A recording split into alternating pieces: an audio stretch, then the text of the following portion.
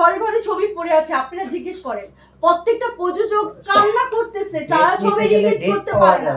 আপনারা সিনেমা প্রেমী যারা আছেন তারা হলে গিয়ে দেখেন, সিনেমাতে দেখেন, তারপরে বলেন যদি আমাদের কোনো দোষ থাকে বা আমাদের কোনো যদি না হয়, অভিনয়টা না হয় বা কোনো বিষয়টা যদি আপনাদের ভালো না লাগে যে চেঞ্জ করা প্রয়োজন, আপনারা বলেন, আমরা উৎসাহিত হই। হাজার হাজার ঘরে ঘরে ছবি পড়ে আছে, আপনারা জিজ্ঞেস করেন। প্রত্যেকটা প্রযোজক কান্না করতেছে, যারা ছবি রিলিজ করতে পারে না।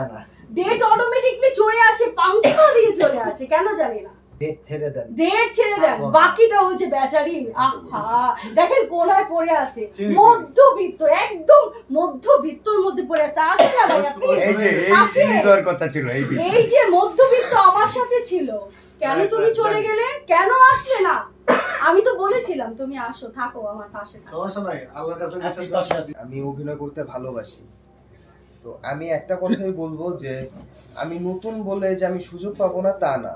হ্যাঁ, অবশ্যই আমার গুণ থাকতে হবে, আমার ভুল ত্রুটি আপনারা ধরিয়ে দিবেন। তো এখন বিষয় হচ্ছে আমরা ক্যামেরার মধ্যে, ক্যামেরার বাহিরে যারা কাজ করি অনেক কষ্ট হয় আমাদের, আমরা অনেকটা পরিশ্রম করি।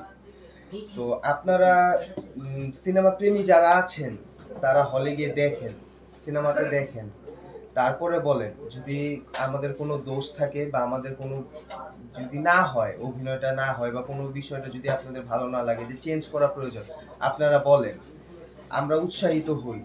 আপনারা বললে আরো আমরা উৎসাহিত হই।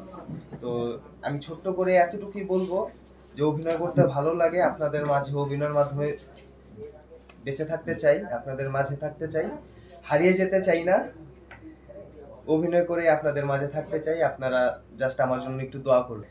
সুপারস্টার শাকিব খানের খুব ভক্ত আমি, অনেক ভক্ত। ইভেন কি তার কুলেও আমি বসেছি, আমাকে অনেক আদর করছে। এখন ছোট ছিল, আমি অনেক ছোট ছিলাম, আমি আমার ভাই, যেই ভাই আমার মারা গেছে নীরব, আমরা শাকিব খানের কুলেও বসেছি। তো বর্তমানে শাকিব খান হচ্ছে আমাদের দেশের একটা সম্পদ। তো আমি তার অনুপ্রেরণায় আর কি টিকে থাকতে চাই।